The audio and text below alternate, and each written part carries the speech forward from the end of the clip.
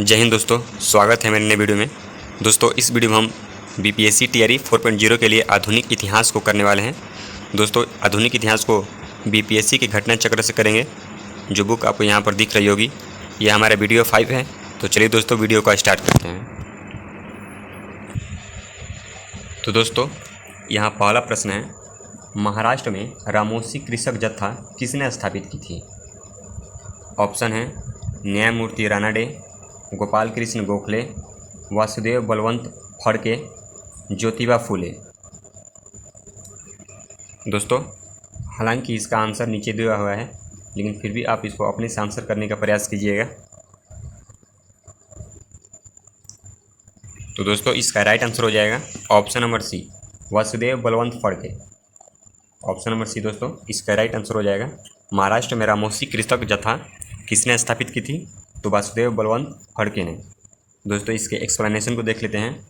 प्रारंभिक क्रांतिकारियों में अग्रगण्य वासुदेव बलवंत फड़के, जिनका जन्म 1845 में हुआ था और मृत्यु 1883 में हुआ था, ने बम्बई प्रेसिडेंसी के रामोसी जनजाति के लोगों को संगठित करके प्रशिक्षित लड़ाकू बल में परिवर्तित किया। तो दोस्तों यहाँ पर ध्यान देने वाली बात यह है कि इन्होंने किस जनजाति को प्रशिक्षित किया था? तो रामोसी जनजाति को। रामोसी यहाँ पर देख सकते हैं दोस्तों, रामोसी जनजाति को संगठित करके इसको प्रशिक्षित किया था और इसे लड़ाकू बल में परिवर्तित किया।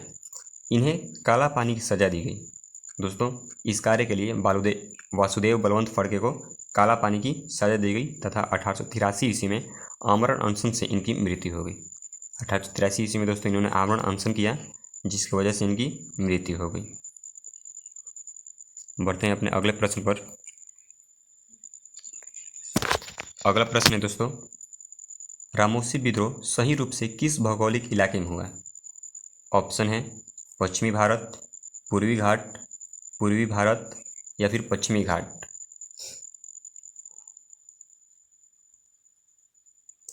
तो दोस्तों इसका राइट आंसर हो जाएगा ऑप्शन नंबर डी, पश्चिमी घाट।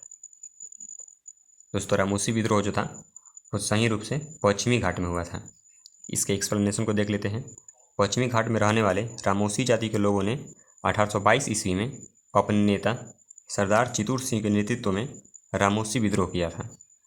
रामोसियों ने सतारा के आसपास के क्षेत्रों को लूटा और किलों पर भी आक्रमण किया। 1825 से 26 में भयंकर अकाल और अनाभाव के कारण इन्होंने उमाजी के नेतृत्व में पुनः विद्रोह किया। तो दोस्तों यहाँ पर रामोसी जो जाति है महत्वपूर्ण है। ये कहाँ के रहने वाली थी? ये पश्चिमी घाट में रहने वाले थे रामोसी जाति के लोग, और इन्होंने 1822 ईस्वी में अपने नेता सरदार चितूर सिंह के नेतृत्व में रामोसी विद्रोह किया था। तो दोस्तों इसको ध्यान में रखिएगा, रामोसी विद्रोह का नेतृत्व किसने किया था?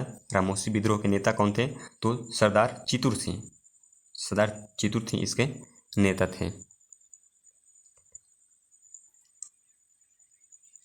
अगला प्रश्न है, बघेरा विद्रोह कहाँ हुआ था?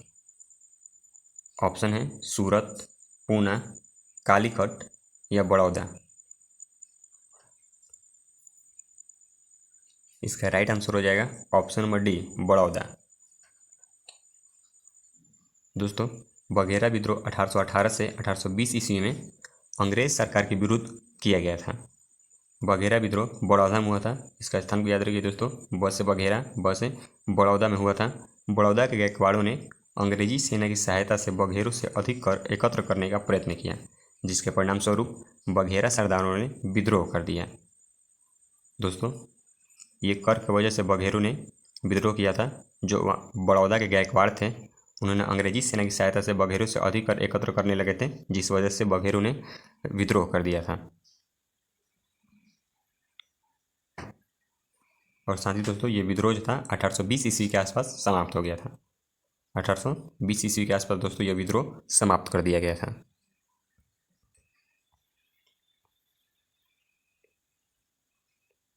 अगला प्रश्न है दोस्तों, बिहार का चौरी विद्रोह किस वर्ष हुआ था?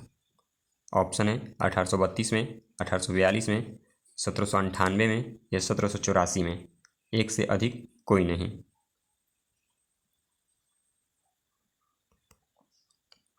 तो दोस्तों इसका आंसर यहाँ पर ऑप्शन नंबर ई हो जाएगा, उपयुक्त में से कोई नहीं। इसके एक्सप्लेनेशन को दोस्तों देख लेते हैं यहाँ पर। दोस्तों इसके एक्सप्लेनेशन में दिया है कि किसी भी प्रमाणित स्रोत से बिहार में चौरी विद्रोह का कोई उल्लेख प्राप्त नहीं होता है, इसलिए दोस्तों वहाँ पर इनमें से कोई नहीं हो गया। संभवतः यहाँ पर आयोग चुआर विद्रोह के बारे में पूछना चाहता था। दोस्तों चौरी विद्रोह जो था, इसके अनुसार चौरी विद्रोह जो था बिहार में नहीं हुआ था। यहाँ पर बीपीएससी जो था वो चुआर विद्रोह के बारे में पूछना चाहता था। ज्ञातव्य है कि चुआर विद्रोह जो था तत्कालीन बंगाल, बिहार, वर्तमान पश्चिम बंगाल और झारखंड में 1768 ईस्वी तथा 1798 ईस्वी में बड़े पैमाने पर हुआ था।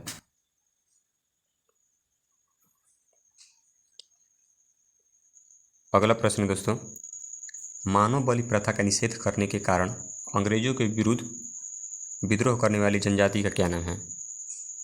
ऑप्शन है कुकी, खोंड, उरांव या नाइकदा। तो दोस्तों इसका राइट आंसर हो जाएगा ऑप्शन नंबर बी, खोंड। दोस्तों मानव बलि प्रथा का निषेध करने के कारण अंग्रेजों के विरुद्ध विद्रोह करने वाली पहली जनजाति कौन थी? तो खोंड थी। इसके एक्सप्लेनेशन को दोस्तों देख लेते हैं। खोंड जनजाति के लोग तमिलनाडु से लेकर बंगाल और मध्य भारत तक फैले विस्तृत पहाड़ी क्षेत्रों में रहते हैं। ये किन क्षेत्रों में रहते हैं दोस्तों? तो खोंड जनजाति के लोग पहाड़ी क्षेत्रों में रहते हैं। ज़्यादातर जनजाति के बारे में बात की जाए दोस्तों तो जनजाति दो होती है, ज़्यादातर या तो पहाड़ों के बीच रहती है या जंगलों में, और पहाड़ी क्षेत्र होने के कारण वे वस्तुतः स्वतंत्र थे। इन्होंने 1817 से 1856 ईस्वी तक अंग्रेजों के विरुद्ध विद्रोह किया।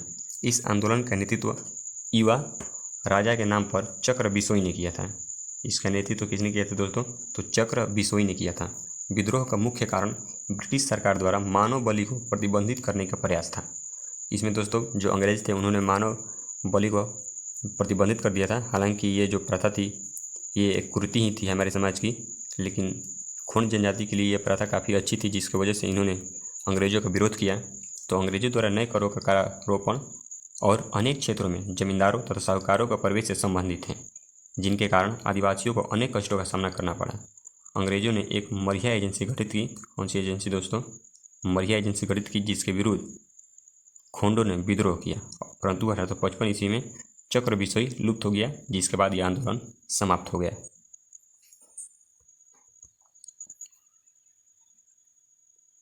अगला प्रश्न है, छोटा नागपुर जनजाति विद्रोह कब हुआ? ऑप्शन है 1807 से 1808, 1820, 1858 से 1859, 1889।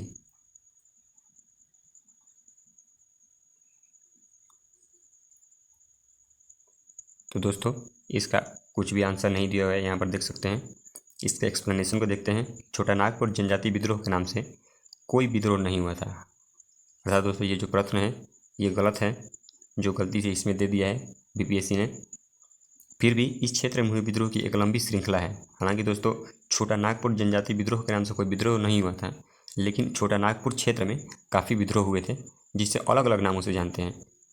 उदाहरण के तौर पर दोस्तों देख लेते हैं नीचे में। इस क्षेत्र में हुए कोल विद्रोह जो काफ़ी महत्वपूर्ण है दोस्तों। कोल विद्रोह 1831 से 32 में हुआ था। ये काफ़ी महत्वपूर्ण है, जो कई बार प्रश्न पूछता है एग्जाम्स में। संथाल विद्रोह, मुंडा विद्रोह जिसको बिरसा मुंडा ने नेतृत्व किया था, मुंडा विद्रोह का, जो कि 1899 से 1900 ईस्वी तक चला था। ये तीनों विद्रोह दोस्तों महत्वपूर्ण है। कोल विद्रोह जो 1831 से 32 तक चले थे, संथाल विद्रोह जो 1855 से 56 तक चला था, और मुंडा विद्रोह जो 1899 से 1900 तक चला था। दोस्तों संथाल विद्रोह जो था वह सिद्धू और कानू के द्वारा चलाया गया था।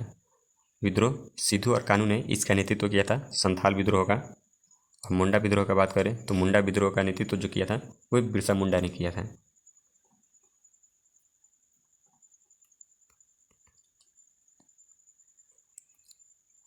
अगला प्रश्न है, 1855 ईस्वी में संथालों ने किस अंग्रेज कमांडर को हराया था? ऑप्शन है कैप्टन निक फेविले, लेफ्टिनेंट बास्टिन, मेजर बारो या कर्नल वाइट। तो दोस्तों इसका राइट आंसर हो जाएगा ऑप्शन नंबर सी, मेजर बारो। 1855 ईस्वी में दोस्तों संथालों ने किस अंग्रेज कमांडर को हराया था? तो मेजर बारो को हराया था। दोस्तों हम जानते हैं कि 1855-56 में संथाल विद्रोह हुआ था, जैसे कि हम लोगों ने यहाँ पर ऊपर में पढ़ा है अभी कि 1855-56 में संथाल विद्रोह हुआ था। और जिसका नेतृत्व किसने किया था? तो सिद्धू और कान्हू ने। अगला प्रश्न है दोस्तों, 1831 ईस्वी में बुद्धो भगत के नेतृत्व में कोल विद्रोह किस क्षेत्र में हुआ था? ऑप्शन है कच्छ, सिंहभूम, पश्चिमी घाट, सतारा, इनमें से कोई नहीं या एक से अधिक।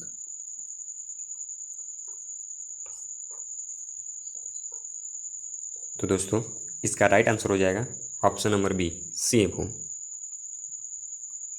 दोस्तों कोल विद्रोह जो कि 1831 से 32 में चला था और इसका नेतृत्व किसने किया था? तो बुद्धो भगत ने। कोल विद्रोह का नेतृत्व किसने किया था दोस्तों? बुद्धो भगत ने। और ये किस क्षेत्र में हुआ था? तो सिंहभूम क्षेत्र में, जो कि झारखंड में स्थित है। किस राज्य में दोस्तों? झारखंड में सिंहभूम स्थित है। इसके एक्सप्लेनेशन को दोस्तों देख लेते हैं। 1831 ईस्वी में बुद्धो भगत के नेतृत्व में कोल विद्रोह छोटानागपुर क्षेत्र के सिंहभूम, पलामू, हजारीबाग तथा मानभूम क्षेत्रों में हुआ। इस विद्रोह का स्वरूप आर्थिक व राजनैतिक था। इसका स्वरूप दोस्तों कैसा था? तो आर्थिक और राजनैतिक था। इस विद्रोह के पनपने का सर्वप्रमुख कारण इन क्षेत्रों के जमींदारों द्वारा भूमि कर को अत्यधिक बढ़ाया जाना था तथा 1831 ईस्वी में बुद्धो भगत की मृत्यु के उपरांत इस विद्रोह का संचालन गंगा नारायण के द्वारा किया गया। दोस्तों ये भी महत्वपूर्ण है कि बुद्धो भगत की मृत्यु के बाद इसका नेतृत्व किसने किया? तो गंगा नारायण ने इसका नेतृत्व किया। यह विद्रोह रुक रुक कर 1848 ईस्वी तक करीब चला। अंततः ईस्ट इंडिया कंपनी के द्वारा इस विद्रोह का दमन कर दिया गया। तो दोस्तों यहाँ पर ध्यान में रखिएगा कि बुद्धो भगत की मृत्यु के बाद कोल विद्रोह का नेतृत्व किसने किया? तो गंगा नारायण ने।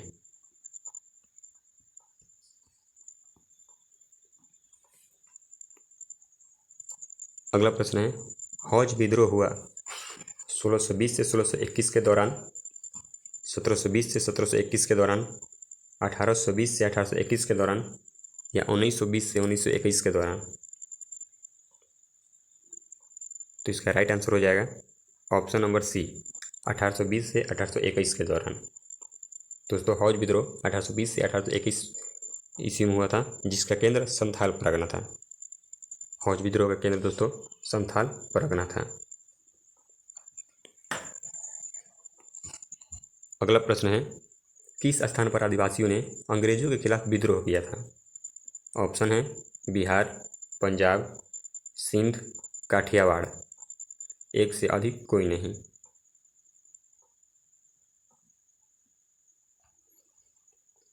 तो दोस्तों इसका राइट आंसर हो जाएगा ऑप्शन नंबर ई, उपयुक्त में से एक से अधिक।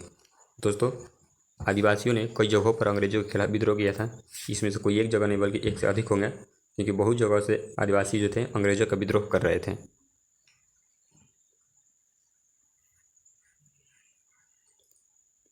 अगला प्रश्न है, इनमें से किसने अंग्रेजी ईस्ट इंडिया कंपनी के कंट्रोल के खिलाफ बगावत की?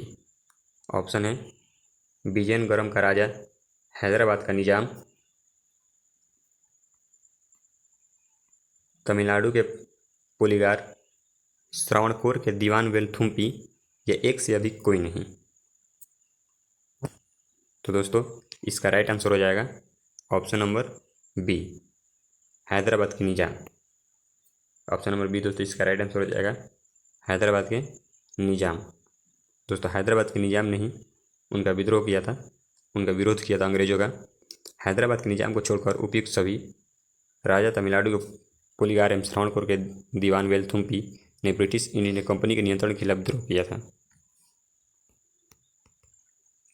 माफ़ कीजिएगा दोस्तों, यहाँ पर हैदराबाद के निजाम ने नहीं किया था, बल्कि इन्होंने बगावत नहीं किया था। प्रश्न में दिया था कि किसने बगावत नहीं किया था। दोस्तों आप देख सकते हैं प्रश्न में दिया था कि किसने बगावत नहीं की। तो दोस्तों हैदराबाद के निजाम इन्होंने बगावत नहीं की। इनके अलावा जो तीनों हैं, विजयनगरम के राजा और बाकी जो तीनों यहाँ पर दिए हुए हैं दोनों, इन लोगों ने उनके खिलाफ बगावत की, लेकिन हैदराबाद के निजाम ने अंग्रेजों के खिलाफ बगावत नहीं की थी। अगला प्रश्न है, अफगानिस्तान के प्रति आक्रामक नीति किस वायसराय ने अपनाई थी? ऑप्शन है Lord Mayo, Lord Lytton, Lord Dufferin या लॉर्ड कैनिंग। तो दोस्तों इसका राइट आंसर हो जाएगा option number B, Lord Lytton ने।